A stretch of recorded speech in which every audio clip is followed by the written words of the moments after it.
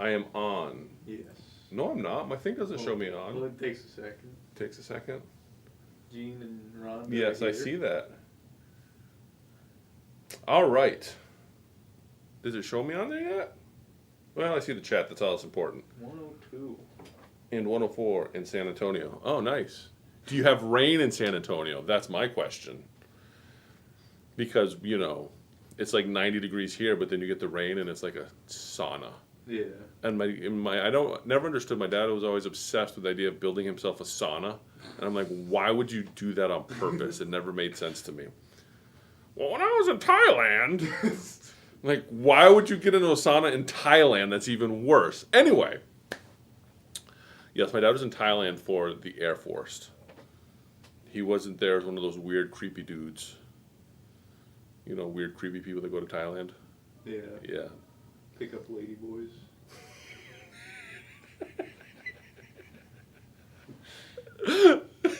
I'm just picturing that. Grandpa meets a lady boy. Ooh, you're not a lady. Anyway, thanks for joining us for another episode of Brent and Eddie sewing. Are we sewing? We're not really sewing today. We're gonna actually get into like some design stuff. We're gonna have a little bit of fun today. I'm not gonna get on a historical tangent. I know that some of you will be sad about that, but I didn't get any because I have a plan. We have an agenda for the next few shows. But let's get started. First off, we had some really good fabric come in. Some really good fabric, like some fabric I'm kind of excited about. Apparently, it's a reprint, I'm told. Well, not really a reprint. It's what when Tula Pink has done what they call a deja vu. Basically, she kind of re-releases some older collections that are slightly tweaked, so it's not the same as the old collection. So if you're trying to sell it on eBay for $200 a yard, you can still get $200 a yard for it because the new one isn't the same. But it's the Nightshade collection. And to really get a feel for the Nightshade collection, let's start with this one. Apparently, there's a whole like story about it.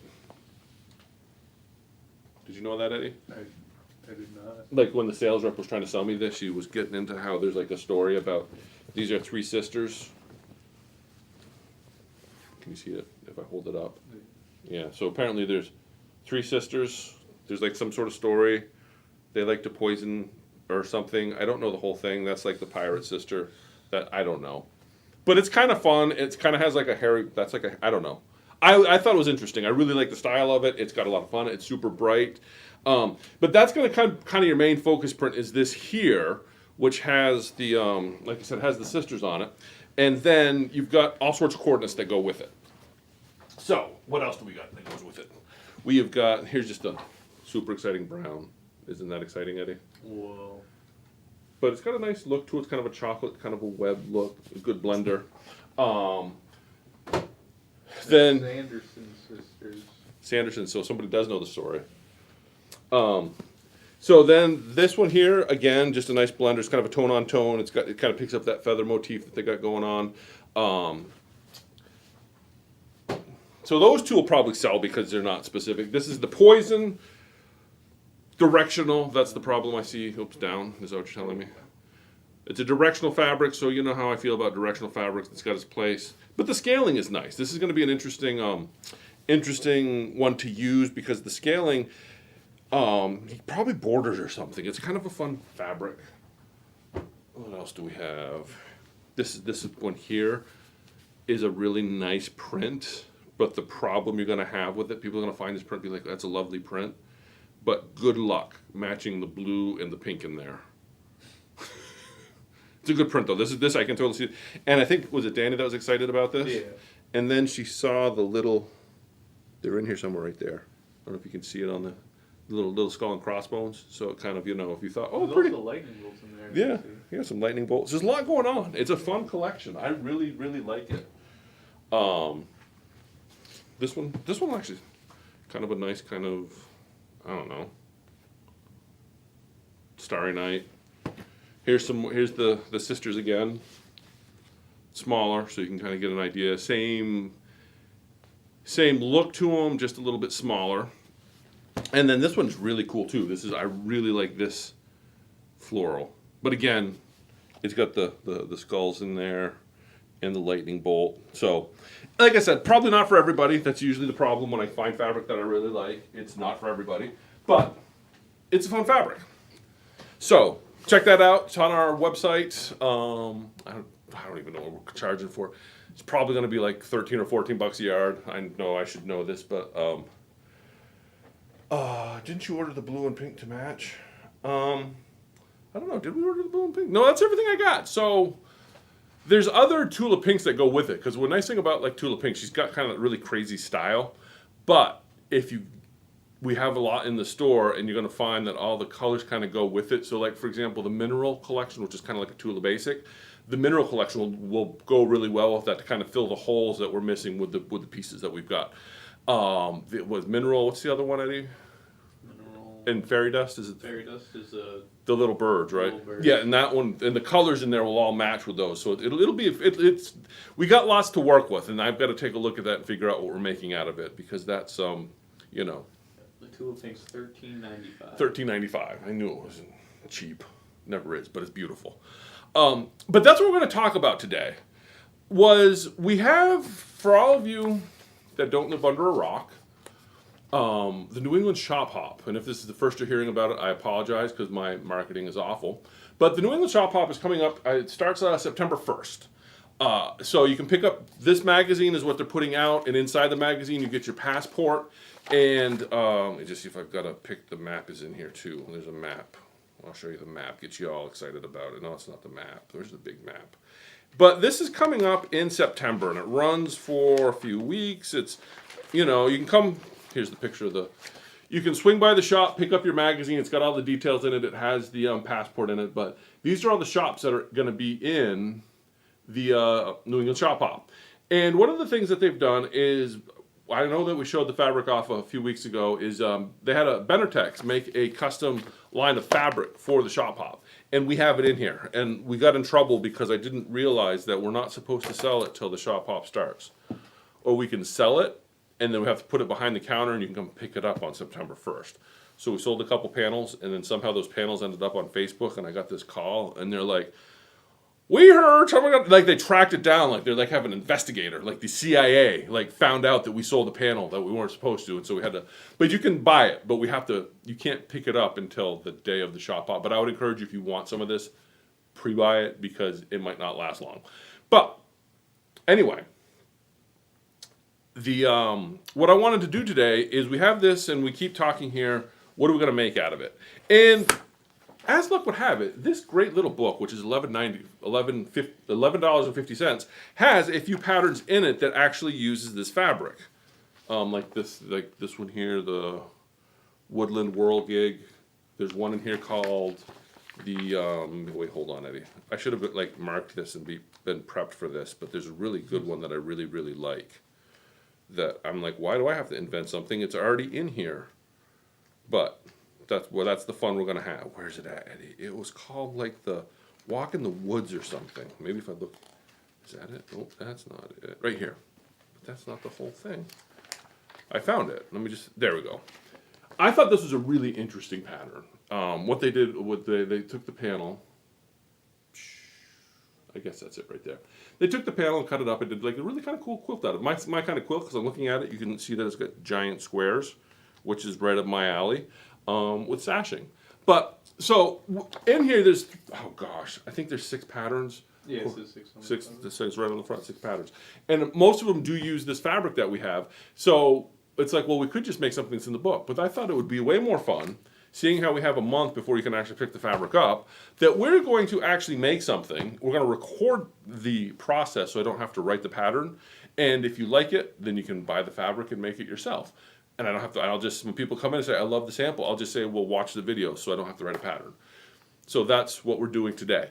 Or we're going to start today because it's going to be a multi-week process and we'll actually finish it. It's not going to be one of those that you never see the finished product. I try to show them when they get done. So that's today. We're going to talk about the design of when I get a big bunch of fabric, as you can see laid out before me, all this fabric, the process of kind of the artistic process of how do we design a quilt, or what kind of our thought process is. We're not going to do any sewing today. We're just going to look at what we have to work with and figure out what we're making. Does that not sound exciting, Eddie? because you're as good at this as I am, so it's going to be kind of fun. And input is welcome. So, first off, we have this nice big panel. Now, when I first saw this, my thought was, let me put it right side up. Throw a couple borders on that bad boy and you're done. And I still might, because there's not, put a couple borders on that and that's a great quilt. But I can't milk a month's worth of shows out of that. If we just throw a couple borders on that, we could do that tonight and we'd be done. What we want to do is use this panel as the focus piece of a quilt. John asked if we can buy the book now. Yes, the books are available in stores. Those we can now give away. We weren't allowed to sell those till last Friday. Now that everybody has them, everybody can start buying them. Go to your local quilt shop to pick them up, or come here and pick them up. We have a lot of them. So there's a couple things that what I would like to do with this is we're actually going to end up cutting this up. And I haven't decided how we're going to do this, because one of my thoughts, here's one of my thoughts, Eddie, is you make it with just New Hampshire in it. We'll just cut New Hampshire out and make a quilt that has New Hampshire in it and forget the rest of these states because we're from New Hampshire, right? Just be like, yeah, represent New Hampshire. But then make it in such a way that you could pick the state you want and put that in the quilt. So, if you're a Vermonter, I know how all Vermonters feel about the New Hampshire people, you can make yourself a Vermonter quilt, we wouldn't hold it against you. To say nothing of people from Massachusetts. Am I allowed to say? There's a guy that was showing me showing Ethan his Vermont tattoo. Yeah. And it was like, Vermont's so cool. And then Ethan was like, put your arm up. And then it turned into New Hampshire. Okay, that's kind of funny.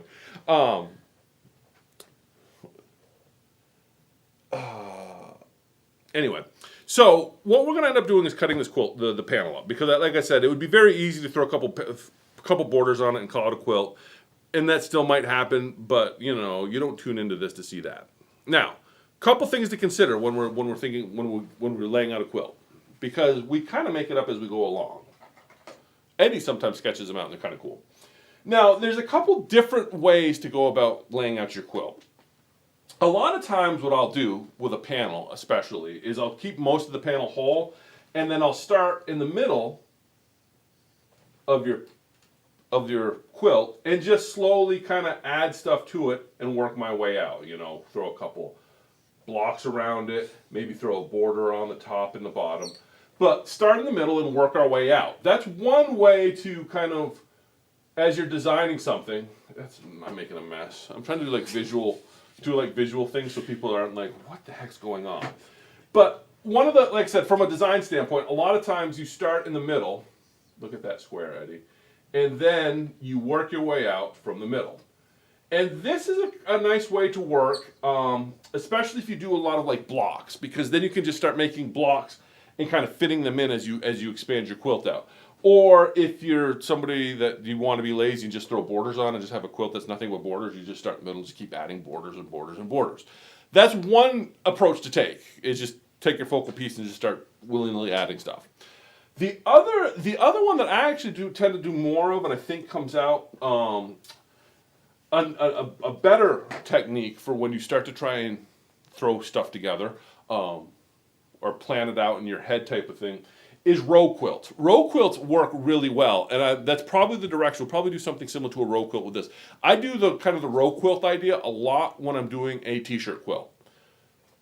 Because when I do t-shirt quilts, I don't just put sashing and call it good. I like to actually have some fun and have some funky layouts. Problem when you start doing layouts with irregular shapes, because that's what you're going to run into with this panel, is I actually check the size of these. None of these are the same size if we were to start fussy cutting panels. So what you do on a row quilt is you just make a row. So you start with a row, and then you have a fixed measurement here. That's what you worry about, is this measurement here as you're putting your rows together. You just make your first row and say it comes out to it comes out to 60 inches. Now you just have to make sure all your rows are 60 inches wide. You don't care about how tall they are, because as long as they're 60 inches wide, you sew it to the next one and you just keep going until you have a quilt. Row quilts are a fun way to go too, and like I said, we'll probably do something like that with this because what we'll do, my thought is we're actually going to fussy cut out our states and then make a row for each state, so that'll give us 6 rows, and then we put those rows together and away we go. It's a pretty good idea. Pretty good idea. So that's another direction we could go. Am I boring people yet? The other thing you can do when you're trying to figure out what you're doing for a quilt, like I said, rows. I like to do rows a lot because it gives you a much more kind of. It has almost a chaotic look to it because the rows are uniform in width, but because each row is kind of has its own thing going on, it's kind of fun. The popular way to kind of just make up quilts is to make a block. You just come up with a block size. And what I would do if I was going to do that with this, and we still might end up there, is figure out what your block size is. Say your block is going to be 12 inches, right? So then you just make a bunch of 12-inch blocks, fussy cut a few blocks, use your coordinate fabric to make like some pinwheels and some 9 patches, but make sure everything is 12 inches. And then once you get all your blocks made, you lay your blocks out how you want to do your quilt. That's probably what most people end up doing when they're trying to kind of design their own quilt, is they'll just come up with a block size, make everything to that size, and then after you get a bunch of blocks made, then you lay it out. Make sense? Yeah. And then you could put some sashing between the blocks or whatnot.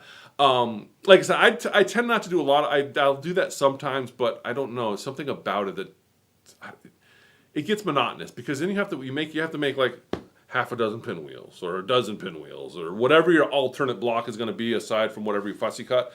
You'll see this a lot where you'll fussy cut something out of a panel.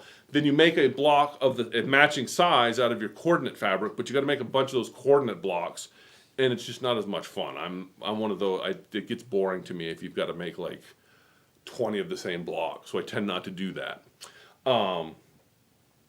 That's another way to do it, and you'll see that a lot. And I'm just going to show this to you because we're going to talk about this block a little bit today. Because, like I said, we're probably going to end up taking the row approach, but the other thing. So when you're thinking about doing like the block, you got to figure out how big to make your blocks.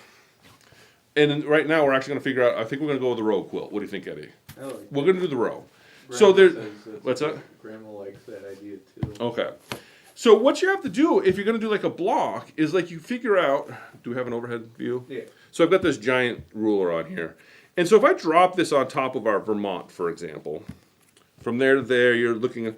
So this Vermont block, if we were to fussy cut it, comes out to about 13 inches square.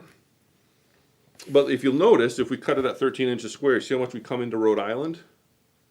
So if we're trying to keep it square, we might have to bring it up to like, say, 12 inches square. And Vermont actually looks like it'll fit in a 12-inch square. Gives us plenty of room here. But if we were to do that and we decide 12 inches is going to be our block size, what happens when, for example, we come over here to Maine and it's bigger? Do you see how much bigger Maine is? Maine comes out to, well, it's not a whole lot bigger, but if you give yourself enough room past the moose and stuff, you're going to be closer to 14 inches. You're 14 inches wide, and you want to be 14, almost even 15 inches tall, so that you get the pine tree in there. So we can't do a 12-inch. We can't do 12 inches our block size because then what do we do with Maine? You see the problem? Yeah. So 15, right? Because one of the things is go with your biggest block size because you can always add. If we decide to go with 15 and we end up cutting 12 out of the Vermont, we can add borders to make it the same size as the 15. But if we cut down the 15-inch block to match the 12, we're going to lose some of our print. So if you are looking at kind of making up a quilt that uses this block technique, what you want to do, and you'll do this a lot as well with t-shirt quilts. Find the biggest block you can make and try and cut everything to that size. And then those things that you fussy cut that don't quite make the cut, add some borders to it, and that will bring it up to size. So that's kind of where I would start. Is kind of figuring out what we want to do. So apparently the consensus is we're gonna make the row quilt. So if we're going to do the row quilt, what's nice about that is I don't have to do a lot of consideration for the measurement. Because all I have to do at this point, if we're not going to, like I said, we're not going to throw a border on this and call it a day. We've decided that we're going to make an actual quilt out of it, so we have to start chopping this up, right?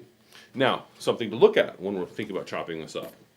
I don't know what we're going to do with it, but if you'll notice when I'm looking at this, one of the things I do appreciate about this is look at this nice border you have, this New England strip around the edge. So when we start chopping this, that's probably something we're going to try and preserve. And in fact, that's probably the first thing I'm going to do. Since we're here, since we're going to start this process, and you all get to watch it happen real time. So what I'm noticing is I really like this New England strip here, how that goes all the way around, and we might want to use that later on in the quilt. I don't have an immediate plan for it. What I want to figure out first is get this panel chopped up into something that we can use. So what I'm going to do, so I'm just going to check that real quick. And what I'm seeing here is that from the edge of this white to the inside here is like an inch.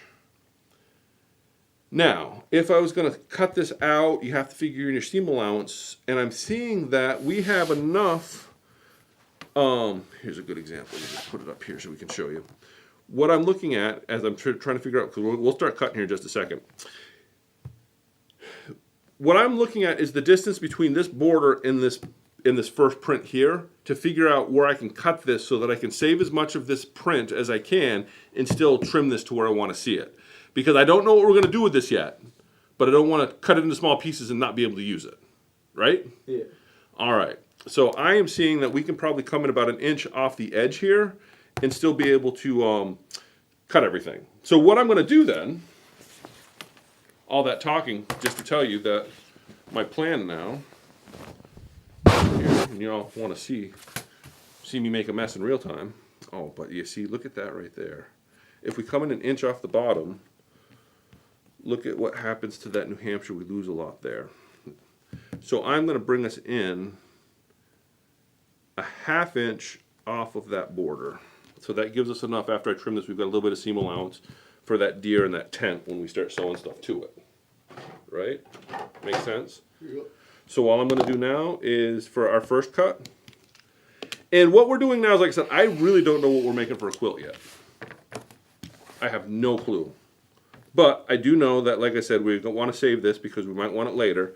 And we do know that we want to cut this panel up to make the most of all the different pieces. So what I'm just going to do at this point is, because I think we're going to want to save this New England strip, I'm just going to cut it like so. We've got an inch, so that, don't know what we're going to do with it, but we're just going to set it aside. Right? Those can go between, yeah, we might end up going between the, keep in mind, one of the things here, if you show, we've got this great border print as well. So as I like the idea of this idea of a row quilt, because we could actually fussy cut some of these rows to go between what we end up doing for our rows. So that's gonna, so yeah, the row quilt is definitely the direction we're going, and you all get to watch this. Like I said, what we'll do is every week here for the next couple weeks, next few weeks, is we'll work a little bit on this so you can kind of see the process unfold. And I'll walk you through the process as I'm doing it, so you can kind of maybe get a feel for the craziness of our creative process. And then if you really like the quilt and you want to make your own, you can refer to the video, because years ago I wrote a few patterns. You know, I would make stuff and I'm like, oh, I'll make a pattern for it and try and sell samples and sell a pattern. And I gave that up because writing patterns is a pain in the butt. It's just time consuming. So if you see a pattern and you're tempted to, oh, make a copy of it for a friend, don't. If you know the work that goes into the pattern and somebody wants to charge for the pattern, you should pay the designer, because it's work. Somebody had to, and if you've ever tried to write a pattern, you know exactly what I'm talking about. So there again, we just cut those the same. Now what I'm noticing is, top and bottom we only had that an inch, but on the sides, it looks like we may have closer to 1.5 inches. I don't know though. How big is that right there? Because that side looks like it's closer than the other side. So what we're going to do for the sides is actually come out 3/4 of an inch instead of the ½ inch we did on the top and bottom, just because we can, and that gives us a little bit more to work with later If we decide we're going to do something, well, no, I guess we're going to do 1/2 inch because I'm noticing up here that's, yeah, so we're going to just take a 1/2 inch past that.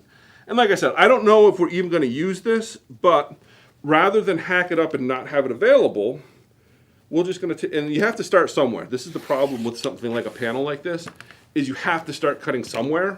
And then what I find is once I start making cuts, it forces me to start making decisions. Because you can sit here and look at this stuff forever, and until you start cutting, you're not going to make anything. So there's that. And we'll cut this side off over here. And like I said, by the time you can buy this fabric, we should have a sample made, and then you can make your own version of this. So,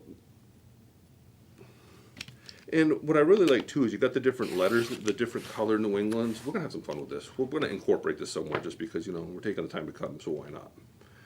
Any comments? Any questions while I'm sitting here cutting this? They like the border print. You're going to love this quilt when we're done.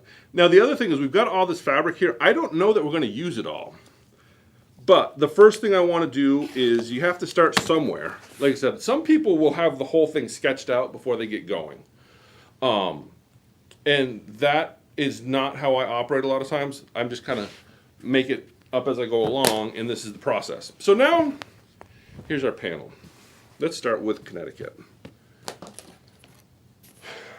And this is where I often will get myself in trouble, is I'll just start cutting, and then halfway through the quilt, I'll be like, I should have cut it bigger. But what's nice about, the thing about this is we're kind of limited because we can't take too much off of here without cutting into what we're going to get here.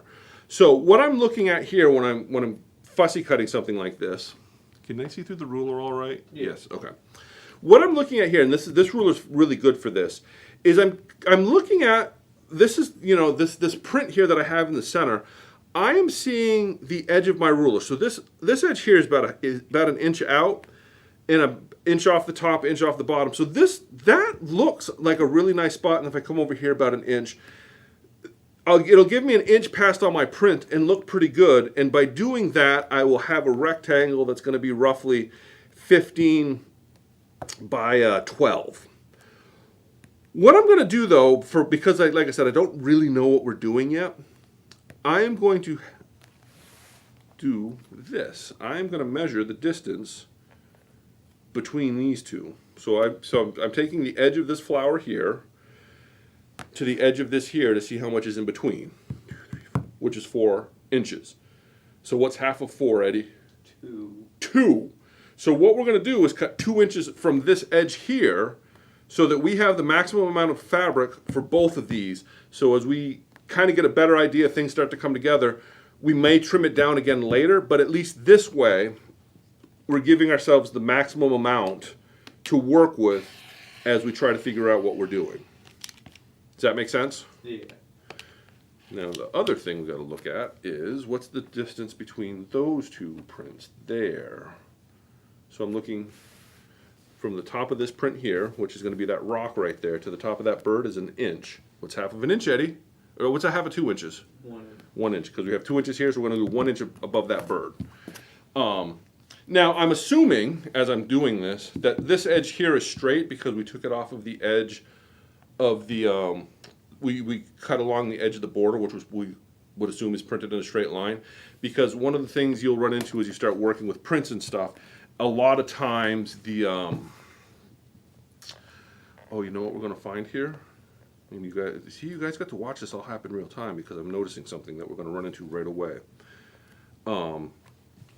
Is because of the nature of these, the way this is printed, and you see how we went 2 inches out here? If we were to continue this out to here, let me just see what that's going to look like. What's that going to do for our mane? Oh, that's going to work. Ooh. Notice what's happening with the mane if we go here? Yeah. We're going to cut off the moose. Right? I don't think you necessarily cut off the moose. We're going to cut off, if we follow this line up, we'll cut off the moose. Yeah, but you don't have to follow that. But let's look at, see, I should have looked at this before we started. If you'll notice, the tops of these two are kind of on the same plane. So let's cut between these, cut the rows up before we cut the blocks out of the rows. I was thinking you were going to just cut Connecticut out. I was just going to cut Connecticut out, but you're going to see here why we can't do that. See, now look at these two here. So if you look at the distance between these two here, Yeah. it's 1.5 inches. So we're only 3/4 of an inch above the top of this guy, right? Yeah. And I'll show you why I didn't want to just cut Connecticut out here, and you'll see, Eddie, you're going to be like, wow, Dad, you're super smart. Probably not, though. So I'm going to take this over to here, and we're going to cut New Hampshire out first, because we're in New Hampshire, and we like New Hampshire. But the reason that we wanted to make sure that that was right is because, see, now there's nothing even about this. If you look at this right here, one of the problems you're going to find is we've got 3/4 of an inch here, we're an inch here and like 2 inches here. So this is all going to get trimmed down at some point to even this out a little bit, because if we were to just throw this in the quilt right now, this space here throws off the balance of this, right? I'll turn it around so I can see it. So that's something to consider, but we don't care about that right now. We've cut this out. We have the maximum space available for this state, so we'll throw that off to the side. And the reason that we did that was because I was worried that we were not going to have enough space. Yeah, you're going to see, watch. This is turning into...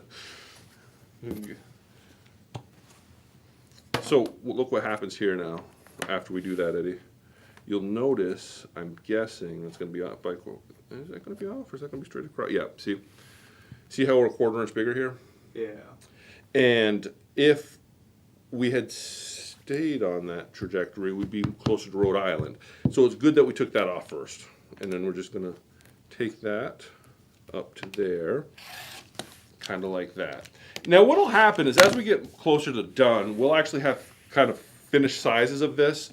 So if you're doing this after the fact, we'll tell you how big to cut this right out of the gate, so you don't have to be super concerned about how close you're coming to other panels.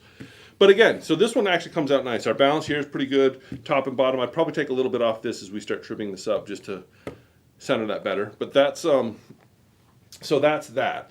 And so, like I said, I really don't know what we're making for a quilt yet. But we have to start somewhere, so we've got to start cutting. And and what I find is as I start to cut things, it all starts to kind of come together. So let's look at this guy now. So I think we'll be fine coming up between these two. Now between these two, we have got 3.5 inches. What's half of 3.5, Eddie? 1.75. 1.75, or 1 3/4 for those that don't like decimals. And so we're just going to come up 1 3/4 off of here. Not all the way up, but just kind of most of the way up. And then between Maine and Rhode Island, we've got 2 inches. What's half of 2 inches, Eddie? 1 inch. Yes, you're so smart. Your grandmother would be proud of the math that is in your brain, Eddie. Almost like it was genetic. Do you think math is genetic? It could be. Okay, this is where I'm going to get myself in trouble. Because I was listening to this comedian, and he's an Asian lawyer, and he made it very clear that there's 2 types of Asians. There's math Asians, and there's lawyer Asians.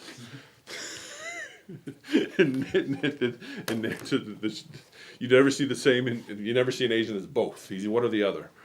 And now I have to ask Nate about that, because Nate comes from an Asian family. I want to ask him if he's got a lot of lawyers or mathematicians in his family.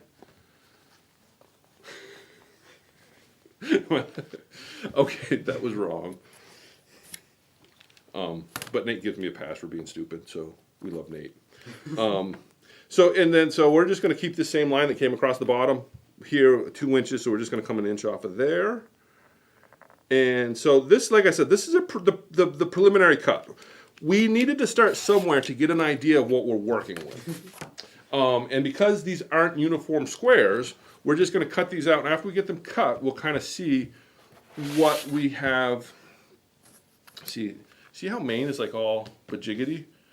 Because of the way this was designed. And it's not a bad design. I think whoever designed this did a fantastic job. But like I said, I want to make something a little bit more interesting than just a panel with borders on it. This is about 1.5 inches there, so we're going to do 3/4 of an inch off the top of that pine tree. So I think we're going to be in a good stopping place for tonight. we got it all cut up. Now, what I would do here, because this is kind of funky, is where we'll just take this edge and give us some straight lines, because who likes the overhang? Not I. So there we go. So now what you're going to notice, now we have this the start of our quilt. And we decided we're doing a row quilt. So one of the things about a row quilt that's interesting is we don't really care that none of these are uniform. That's going to make this a whole lot easier, because if we were making blocks, what we would have to do is find what the biggest of these is, and then make them all the same size. So if we tried to put both these in a quilt together, we'd have to put some borders on this to make it the same size as Maine. And then you got to put some weird borders on this, because look, it's like wider than Maine, but shorter. So the row quilt is going to be an excellent decision for this, because you can kind of see as we start throwing stuff down how it is. Do Maine and Massachusetts have the same bird? I don't know. Massachusetts has whatever that is, which I'm just like, what's our bird? Is that? I thought New Hampshire was like a finch, right? I thought it was, I don't know. I thought it was like a purple finch. Yeah, I thought it was purple. I thought it was like a purple finch was like the New Hampshire bird, but I could be wrong. But I thought I heard as a kid that it wasn't actually purple. What, the purple finch? Yeah. Maybe it's really red and they got their But like, yeah, Maine and Massachusetts have the same bird. But Maine got blueberries, and Massachusetts gets cranberries. And what did we get? We just got lilacs and tents. And why? Okay, and here's my complaint. Why does Vermont get maple syrup? Purple finch is red. Purple finch is red? So they were, but and then purple finch is the state bird of New Hampshire. But and then Vermont got the. So anyway, as I'm completely sidetracked looking at our blocks now they're all cut out, you can see that. Yes. Yep. Switch camera view here for you. All right. So you can see that each one of those blocks is a different size. And you can see why it would be way easier to throw a border on that and we'd have a quilt. But these are each a different size. So now what we're going to do is, like I said, that's how I would start a project like this. I just start by cutting. Like I said, I don't have any idea what we're going to do with this yet, but that seems like it's going to be useful for something. So I set that aside. We might not use it, but I'd rather have the option for it and not use it than not have it and be like, oh, I wish I had the New England to put in there.